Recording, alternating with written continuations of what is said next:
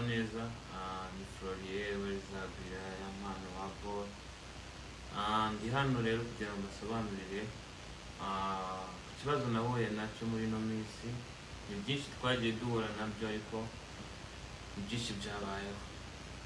So njyewe rero nagize ibibazo, igitekerezo cyo gushaka umugore, mpura n'umukobwa turaganira, mubwira yuko nifuza yuko yazambera umugore.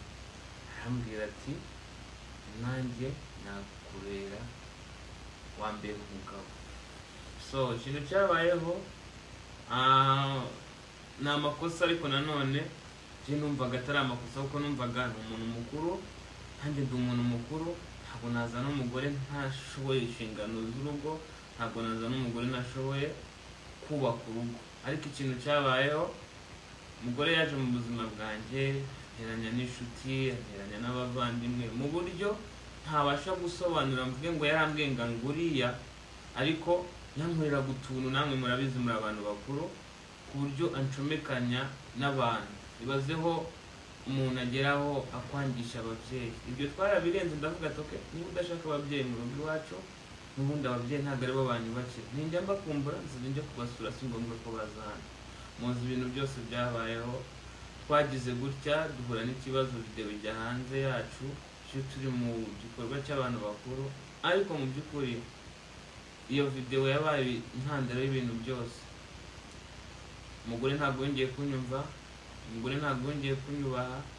Mbese video yayigize icyitwazo n'ikikango cyo kumbwira uko nitwara kose, umaze kwiyereka nukora ikintu icyo ari cyo cyose nzagufungisha. So nagerageje uko nshoboye, shaka inshuti. Mfite manager wanjye witwa James, aba muri Amerika, yaramaze iminsi aba mu Rwanda.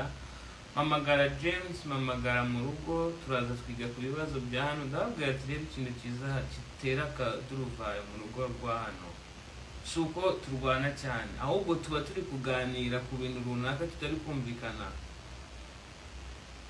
umugore akavugira hejuru nk'aho ari gutabaza. Ntamubwira nti ariko kuki cyo kuvugira hejuru, wajya uvuga gake niba ushaka ko dukemura ibibazo, ukareka kuvugira hejuru. Ibyo byose twarabirenze. Noneho tuza kwiha umwanzuro wo kuvuga yuko umuntu niyongera gukora ikintu kitasobanutse icyo ari cyo cyose, buri umwe wese azavamo. Vava njyewe nagiye ku kazi, ngiye ku kazi nk'uko mubizi ko kuririmba. Ngeze ku kazi ntahurira n'ibibazo, challenge z'akazi zarizo zose, bigera mu masaa 9 naramuhamagara. Ariko mu by'ukuri nta rundi rwango nari mufitiye, ntari nsinzi aho musize, nari ndi gukoresha buryo kibushoboka ngo ntahe. So kandi urabizi ko gufunga ari mu masaa 8. So rero amasaha yadufatiyeho nkiri guperforming. Icyo gihe rero yarampamagaye, ndamwitaba, ariko ntinumva afite uburakari bwinshi. Nibwo kwita nshaka uburyo ndaza, ngeze mu rugo nsanga afite uburakari bwinshi. Ndamubwira ati ariko se uba wibuka ko njyewe iyo mvuye hano nari ngiye mu kazi? Ese njyewe nari ngiye mu kabari?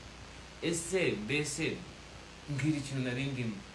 Arasara, biba ngombwa bya bindi nababwiraga byo kuvugira hejuru. Ndamubwira ati ariko ukeneye mani kujya uceceka ukavugira hasi. Ubwo nari ntangiye kujya nkeka ko ibintu nta kongera gutongana. Ubwo mwanzuro dufashe ni uko umuntu uzongera gukora ikintu cy'ubugoryi agomba guhunda umwanya undi. Ubwo nanjye ikintu nakoze, nahise mfata inzu ndayifunga, ndagenda njya ku irebero. Ngiye ku irebero, ngeze ku irebero, umuturanyi barampamagaye ati ariko se kuri kwimuka? Ati njyewe se ndi kwimuka? Turi kwimuka.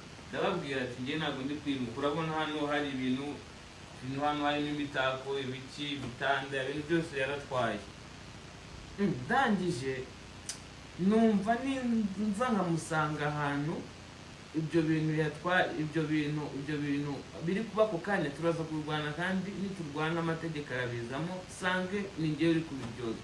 Ikintu nakoze, nahise ngendera uko, nahise ngenda. Iri joro nibwo ikintu cyangaruye, nibwo nahamagawe na RIB, narindi higiriya Bukavu, ubwo umuyobozi kuri ribo wanyandikiye ati turi gushaka umugore wawe yarakureze. Ndavuga ati ariko uyu muntu aranshaka hiki, ntibi ibintu tubayeho, hari n'ibindi ntavuga kuko sindi hano kumurega cyangwa kumushinja, ariko n'umuntu wambaniye bitari byiza pe, mu buryo ntabwo yambereye umugore mwiza. Njyewe Vava kigera mu buri ubuzima bwanjye bwese bumera nk'akayunguruzo katobaguritse. Buri kintu cyanjye cyose cyahise kijya ku gasozi, ubwambure bwanjye, amabanga, uburyo nkoramo ibintu, nkagenda nkasanga inshuti zanjye zifite amakuru ntazi, kumbi ariko sinicinga. So icyo kintu cyo kujya kundega rero yakubise agatoki ku kandi ati uya mpano ubuzima bwe ngomba kuburangiza. Sibyo nibyo, ubu mu mwaka umwe